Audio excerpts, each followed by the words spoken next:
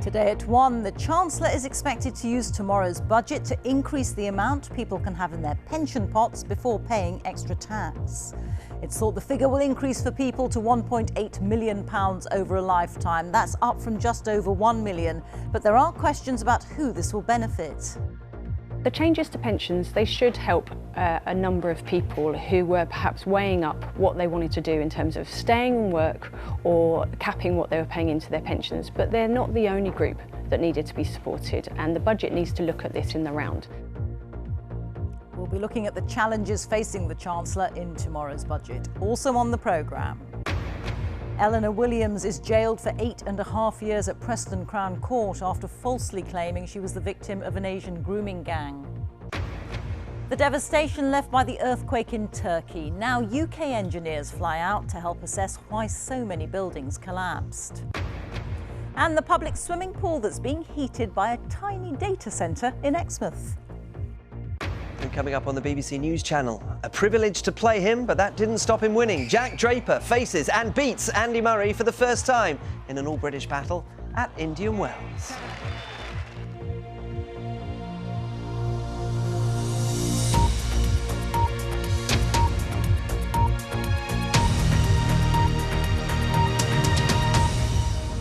Good afternoon and welcome to the BBC News at 1. The total amount that people can accumulate in their pension pots before paying extra tax is expected to be increased in tomorrow's budget. It's thought that people could save up to £1.8 million over a lifetime. That's up from just over £1 million currently. The change is part of the government's plans to persuade people to stay in work for longer, but critics say the move will only benefit a small fraction of the workforce. Here's our economics correspondent, Andy Verity. At the kitchen of this pub in Romsey near Southampton, they're trying to get the staff they need by training apprentices, and there's no age limit. At 58, Claire Neal was starting to find her old job as a housekeeper too physically demanding. But rather than retire early, she's now starting a whole new career as a chef. I like the thrill and the buzz of the kitchen. It's a very lively atmosphere a lot of the time, and it can be very challenging, but it's also incredibly rewarding when you fed over 100 people on a Sunday and you get to the end of the shift and you think, I don't know how we did that, but we did. Like millions of workplaces across the country, this pub's problem isn't a lack of customers. Ever since the bounce back from the pandemic, the problem's been trying to find the staff. While 500,000 workers have exited the workplace, some of them retiring earlier than before. Businesses like this are trying to lure older workers back in. The experience, the life skills, the way that they carry themselves, the way that they can talk to people naturally. I think it's great having the energy of young people joining the business, but you can't train experience. One change the government's reportedly planning is to raise the lifetime tax-free limit on the value of pension schemes, above which you get hit with an extra tax charge. An increasing number of employees paid much more than Claire, such as doctors, will soon have pension pots that breach the £1 million limit after it was cut in recent years by successive chancellors. The government's thinking of raising that limit back to £1.8 million to prevent doctors and others from retiring early to avoid the tax charge. But actuaries say fewer than 5% of workers are likely to have a pension valuable enough to benefit from that. Economists say much more than that's needed to help those who are economically inactive, meaning they aren't working or looking for work, to return to the workplace. The changes to pensions, they should help a number of people who were perhaps weighing up what they wanted to do in terms of staying in work or capping what they were paying into their pensions, but they're not the only group that needed to be supported. One of the biggest changes that we need to see is around childcare. There has to be support for working parents and the whole family to really consider how do they make sure that work is affordable. Official figures published today show average earnings rose by 7% in the private sector and 4.8% in the public sector, still nowhere near enough to keep up with inflation. It means the real value of the average wage, the goods and services it can buy, is falling at one of its fastest rates of the last 20 years. I think there may be some more pay growth for public sector workers in the pipeline, potentially to be announced in tomorrow's budget. But for private sector, it feels like some of the momentum has gone. And as inflation comes down, some of the ability to demand higher pay has gone with that as well. With the cost of living rising so quickly, older workers already have plenty of reasons not to retire early. At tomorrow's budget, the Chancellor, Jeremy Hunt, is expected to supply a few reasons more. And Andy joins me now. Can you explain what this lifetime limit is, Andy, and will raising it help everyone? Absolutely, Reeta. So the government provides tax release for pensions to try to encourage people to save. So that means that if, say, you're saving into a private pension, you put £80 and you're on basic rate tax, you're paying that £80 in from taxable income, so the government will give you another 20 quid back, so it adds up to 100 quid. But it doesn't want to give those benefits, those tax reliefs, without limit. So back in 2006, Gordon Brown, as Chancellor, said we're only going to do it up to £1.8 million total value of your pension pot. Then in the last decade, successive chancellors, including George Osborne, cut that limit.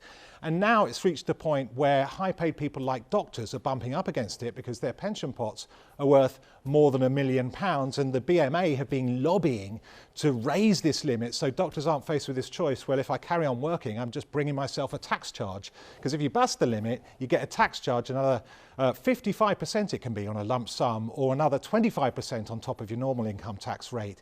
So in order to avoid that, the government is now saying we're going to raise that, or at least we think that's what the government's going to say tomorrow. But in terms of the numbers of the people it will benefit, well, only 300,000 people, according to actuaries we've spoken to, actually have breached the limit so far. The number who are heading for a breach of that limit is just 1.3 million. So just to give you an idea, that's less than 4% of the workforce. And the salary you'd have to be earning at retirement in order to breach the limit, about 80 grand. That's a lot more than most people earn. OK, many thanks. Andy Verity there.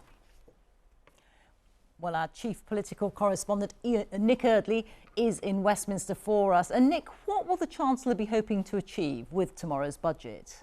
It's a keep things calm budget, Rita. After some of the turmoil of the past year or so, Jeremy Hunt will be doing everything he can to try and keep things on course. I think there will be some more help with the cost of living. The energy price guarantee is going to remain for another 3 months. It's likely that tax relief on fuel will be extended as well. But the Chancellor's under a lot of pressure from his own MPs to come up with a better growth plan. And that is going to be focused on getting more people into the workforce and keeping people in the workforce longer. That's what the plans that Andy was just talking about are all about, to try and incentivise some sectors to keep people for longer, with a particular eye to doctors and clinicians. Ministers are worried that too many of them are seeing working for longer as a disincentive because of the tax penalties that they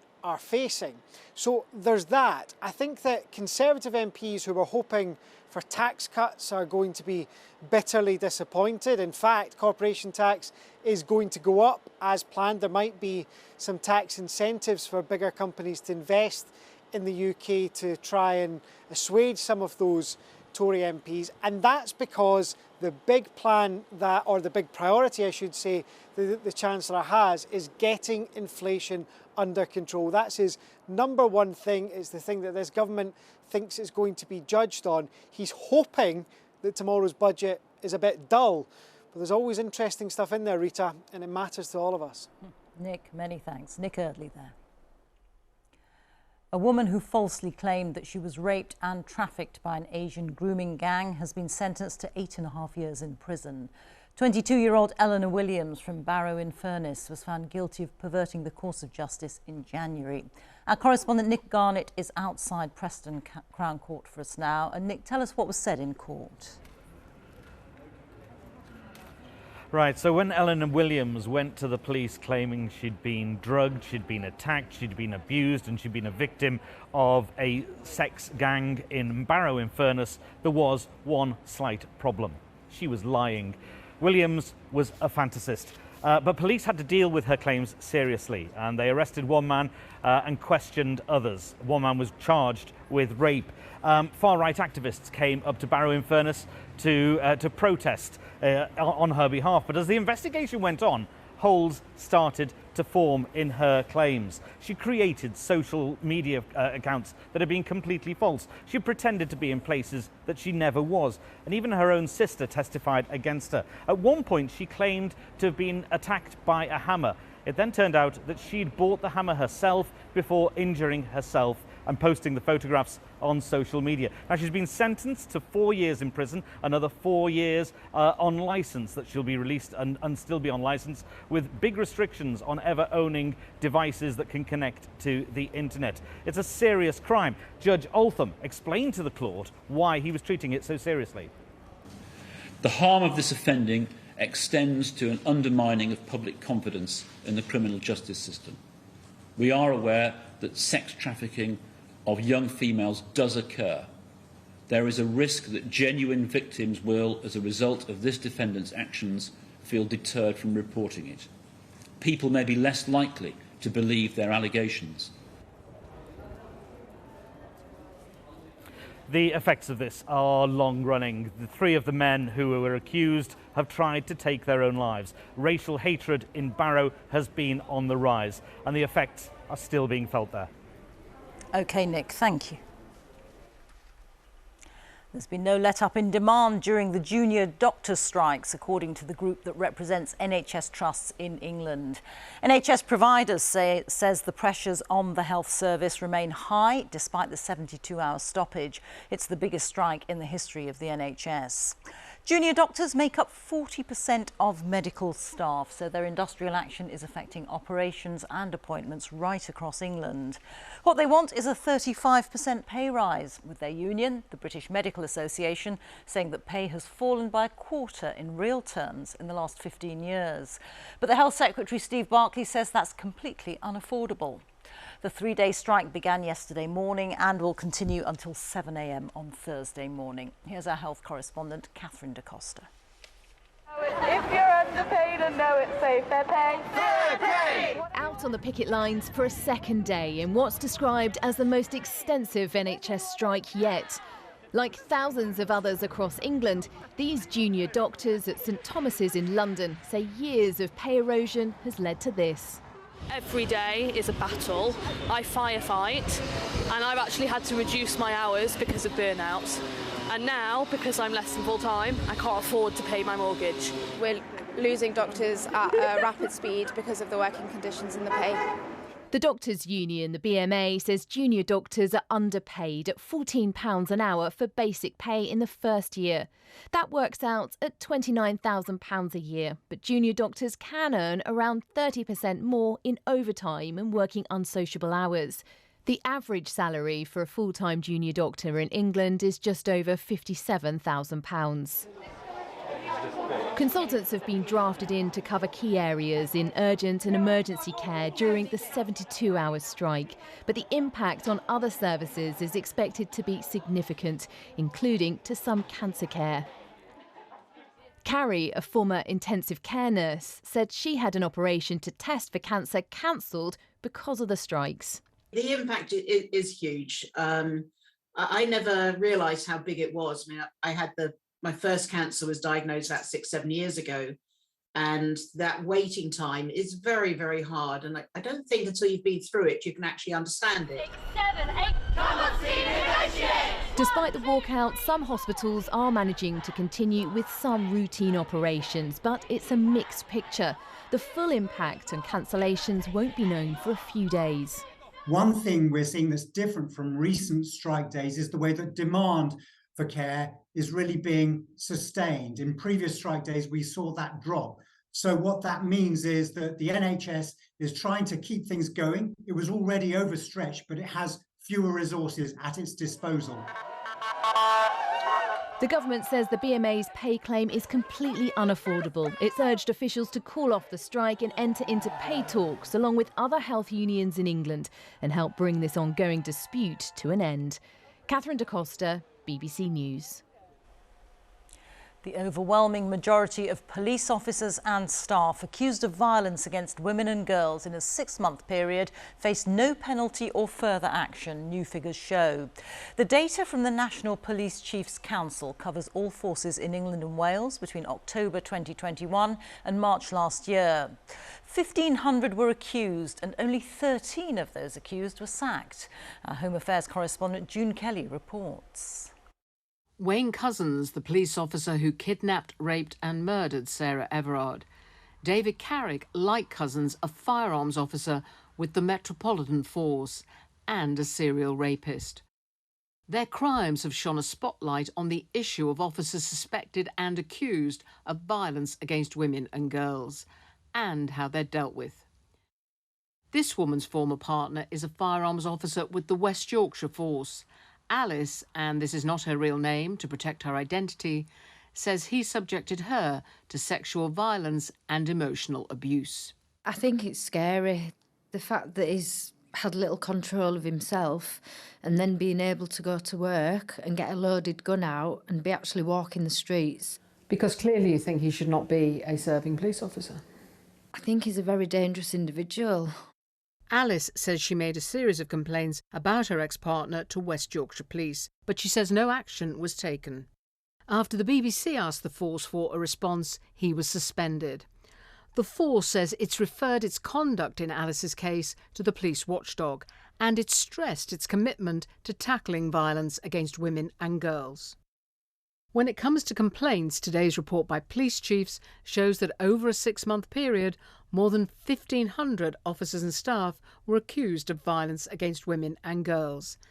Just 13 people were or would have been sacked, and where cases were finalised, 91% of complaints from the public resulted in no further action. We're looking at everything from perhaps use of force when a woman is arrested, through to rape, domestic abuse, something much more serious. So in a 6-month period, it's often easier to wrap up an investigation and understand the outcome of it is. Where something is very serious, it takes a lot longer to investigate. Police chiefs say forces have to do more to tackle all violence against women and girls. It's basically PTSD. In Barnsley, Deborah Jones has set up a support group, Resolute, to help women who've suffered domestic abuse. All of the women at this meeting have to be anonymous for their own safety.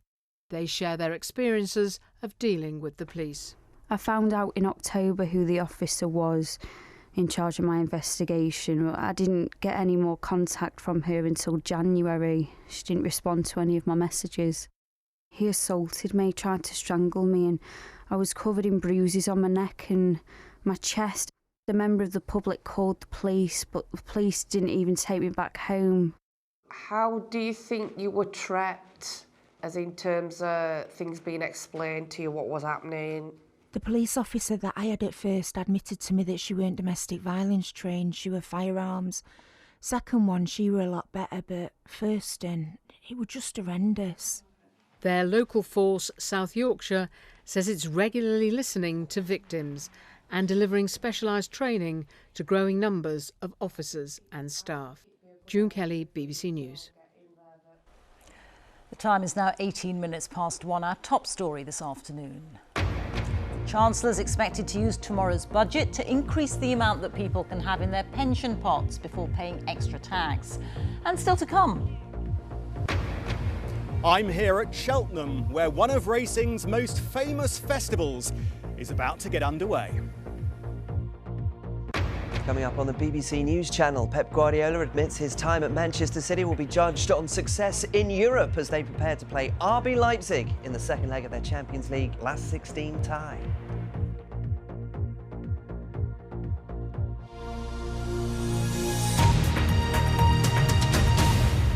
A UK team of structural and civil engineers is travelling to the earthquake zone in Turkey to assess why so many buildings collapsed. Turkish engineers who are already on the ground have provided them with proof of inferior building materials being used in construction.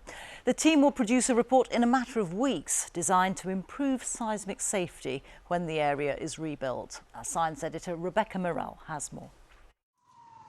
The devastation of last month's earthquake More than 50,000 people lost their lives as buildings collapsed in the biggest earthquake to hit the region in almost a century. Now an investigation is beginning to try and find some answers amongst the wreckage. So how many buildings did you actually end up surveying as a team? Professor Emily So is leading the Earthquake Engineering Field Investigation Team, or EFIT. Structural engineers in the UK and Turkey are working together to assess the damage. She's been getting the latest update from Tuğçe Tetik, who's been to Adıyaman. Tuğçe has been taking some samples of concrete and has found large pebbles embedded in it. Do you think they got these aggregates locally because it's got lots of rivers around? Yeah, all of them taken from the river. The river pebbles shouldn't be there. They weaken the structure. She's also found some steel bars are smooth instead of ridged, which means the concrete doesn't cling to them, again reducing the strength. This kind of in-depth analysis can only be done by having experts on the ground. It's important to get the full picture rather than just looking at a snapshot of a single asset or a single building, because the successes of the ones that are still intact and perform perfectly well is as important as its neighbours that have collapsed, and actually having that distribution, having that overview is really key to what we do and what we can learn from this earthquake. But the collapse of some buildings isn't because of poor construction. In some areas, the ground movement was so great it exceeded what the buildings had been designed to withstand. And in others, a process called liquefaction turns the ground into a heavy fluid, like very wet sand. A telltale sign of this is a building that's toppled over. This building on the other... At the engineering company Arup, computer simulations show why some buildings fail. We're starting to see more movement in the columns. This part of the building's moving more. The connection with the central core has failed. That part has collapsed. This part has collapsed. The building has performed really, really badly. But buildings can be designed to withstand seismic events. We can see the performance of the columns and the beams and the floors and the ceilings, and everything remains intact. So that's a clean bill of health. The basic design principle is to allow some form of damage within the building. That damage absorbs the energy of the earthquake, means the building will move a little bit more, things will be cracked, but generally the building will survive. And that's the sort of the baseline. How do you construct buildings in an earthquake zone? The vertical columns should be stronger than the horizontal beams. It means the upper stories are supported, so you don't get what's called pancaking, where one layer collapses on top of another. Dampers can be added too. They act like shock absorbers as the building sways to and fro. And rubber bearings can be fitted underneath the building. They absorb the energy of the earthquake, so it doesn't transfer to the structure above. But all of this costs money, and retrofitting an older building can be even more expensive. With so much destruction, there's a huge task ahead. It will take years of careful planning to rebuild. The hope is that the findings of this investigation will ensure this kind of devastation is not seen again. Rebecca Morell, BBC News.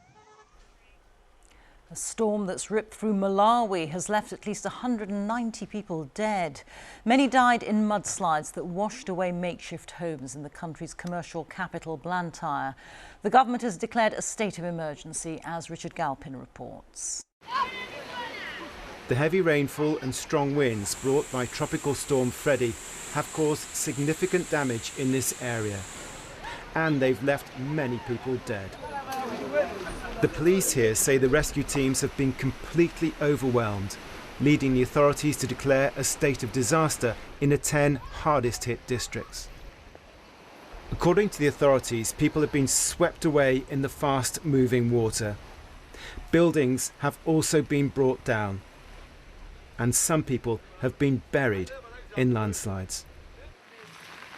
The government is appealing for help for the tens of thousands of people who've now lost their homes and have no drinkable water. There are concerns the tropical storm could exacerbate a cholera outbreak in the area. Storm Verity is the strongest tropical cyclone on record. It's also hit Mozambique as a cyclone and has battered the island of Madagascar. Richard Galpin, BBC News. Certain cough medicines sold behind the counter at pharmacies are being withdrawn over safety concerns. Health experts say there is a very rare chance of people experiencing an allergic reaction linked to one of the ingredients. Let's speak now to our health correspondent, Michelle Roberts. Just tell us more, Michelle. Yeah, so it's an ingredient called volcodeine, and it's in medications that you have to speak to the pharmacist to get in the first place. It's not stuff that you can just pick up off the shelf and self-pay. So the concern is that it could cause a severe allergic reaction. It's a very small risk, but now it's being removed. What people are being advised to do is check any packs at home. If you've got sort of some cough syrup or some other medication for coughs and colds, check the back of it, look for that key ingredient. If you've got it in there, go and speak to your pharmacist. There are plenty of other ones that they can recommend. Michelle, thank you very much. Michelle Roberts. Now it's the start of one of the biggest weeks in the horse racing calendar as the Cheltenham Festival gets underway. About 280,000 spectators are expected at the course over the next 4 days. But jockeys could face serious penalties, including disqualification, if they breach new rules on the use of the whip. Our sports correspondent Andy Swiss reports. And they're off. The first race of the day to get through the turnstiles. But as the fans flocked in their thousands, who'll be the stars of this year's Cheltenham? Well, once again, they may well come from Ireland, whether it's trainer Willie Mullins, who has a host of favourites, or jockey Rachel Blackmore, the first female rider to win the Gold Cup on iPlayer Tar and back to defend her title. Pretty cool heading there with that on your back, I suppose, but it's trying to hold on to it now is the thing. When you get a taste of success, it just sparks something in you and you just want to grow it, I suppose, yeah. Well, the Cheltenham Festival is often described as the Olympics of jump racing. For the jockeys, riding here is always a challenge, but this year, how they ride is under the spotlight. Rules on how many times jockeys can use the whip have been tightened, and serious breaches could mean disqualification. Ultimately, we wanted the jockeys to think more carefully about how they use the whip. It's not a welfare issue, it's about engagement in the sport, it's about fairness. Gay in the army for Brendan Powell and Joe Tizard. But having had just weeks to adapt, some riders feel the timing is wrong. I thought it was pretty ridiculous, to be honest. Yeah, you know, in football, in golf, they wouldn't change a big rule like that midway through their season and approached into the biggest 4 days of our calendar. But the hope will be for a Cheltenham free of controversy, as for the next 4 days, this quiet corner of the Cotswolds becomes the centre of the racing world. Yes, in the next few minutes we should hear the famous Cheltenham roar when the first race of the festival gets underway. The big race here on day one, though, is the Champion Hurdle, where all eyes will be on Constitution Hill, a horse that has never been beaten, so will start as the red-hot favourite. And then, of course, the showpiece event of the festival is on Friday, the Cheltenham Gold Cup, where Rachel Blackmore and iPlayer Tar will be hoping to retain their title, Reeta. Thank you very much, Andy. Now, a small data centre the size of a washing machine is being used to heat a public swimming pool in Devon. The project, which is believed to be a UK first, is saving the council-run leisure centre thousands of pounds in energy costs, as Jenny Kumar reports. This pool in Exmouth is the first in the country to use a pioneering technology to heat the water and cut down on carbon emissions. And this is where the magic happens. So here it is. This is a deep green unit with the computers immersed in oil. So when you put stuff in the cloud, they could end up on a data centre like this? Exactly that, yes. So we all rely on the cloud in our everyday lives, whether you're online banking or doing a Tesco order. The trouble is the computers in those data centres which run the cloud generate enormous amounts of heat. So data centres have to get rid of that heat somehow. Most of the time that just gets thrown into the atmosphere. This system is different, where we're immersing the computers in oil and then flowing that oil into a heat exchanger to give the pool free hot water. Energy costs have gone through the roof. Exmouth Leisure Centre says that, like businesses all around the country, it's had to deal with astronomical rises in its energy bills. They've gone up from 18,000 to 80,000 in a year. They say this new technology will bring them big savings. We're hoping that this will bring a significant reduction in our gas costs, maybe 56%, so potentially £40,000–50,000 a year of savings. We need to be doing this stuff going forward, particularly in the current climate as well, and particularly, with the financial strain we have and pools shutting all over the country. It sounds excellent. It sounds excellent. If it saves their bills, if it brings down their bills, fine. Really good idea, because I got very cold getting in there yesterday morning. I squealed.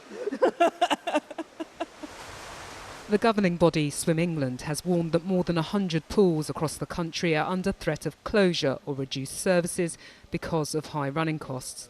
The sector has welcomed today's announcement of £63 million of government funding to help.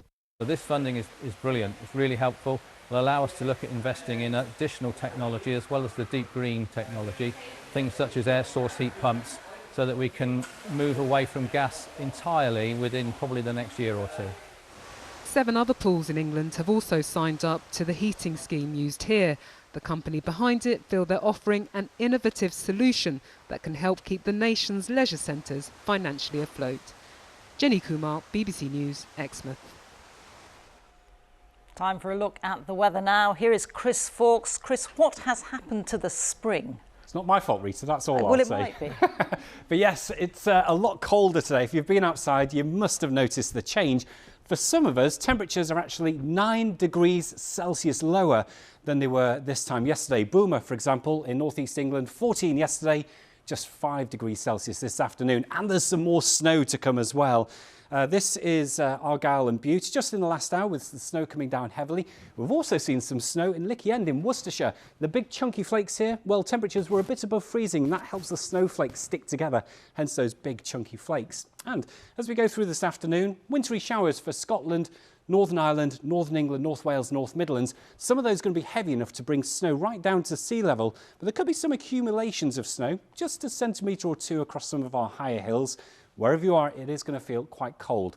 Now, during this evening, those showers will move across the Midlands, East Anglia, South East England before clearing skies follow. It is going to be a cold night with a widespread frost. Temperatures in our towns and cities -2 to -6, but even colder than that in the countryside.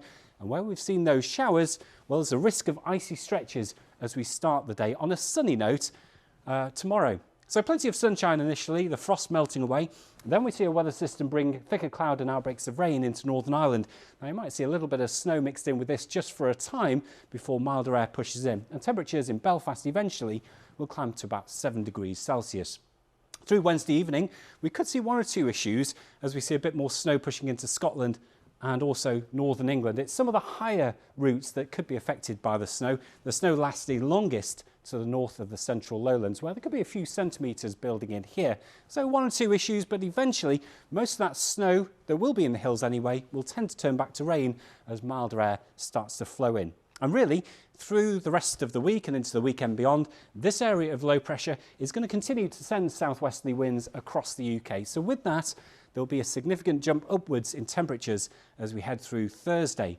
Outbreaks of rain, quite a windy kind of day, the rain easing to kind of blustery showers with a few sunny spells in between those as we head into the afternoon. But those temperatures certainly jumping upwards quite a bit, 12 to 14 degrees Celsius.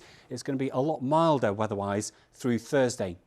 Friday and the weekend, generally the weather pattern stays quite unsettled and changeable thanks to that area of low pressure. So expect a lot of cloud, there'll be outbreaks of rain around at times. Temperatures for the most part quite close to average, double figures or so. However, it looks like we could see a return of some colder air moving into northern parts of the UK early next week. Rita. Thank you, Chris. And that is the BBC News at 1. You can, of course, keep up with all the latest developments on the BBC website. The news continues here on BBC One, as now it's time to join our colleagues across the nations and regions for the news where you are. Goodbye.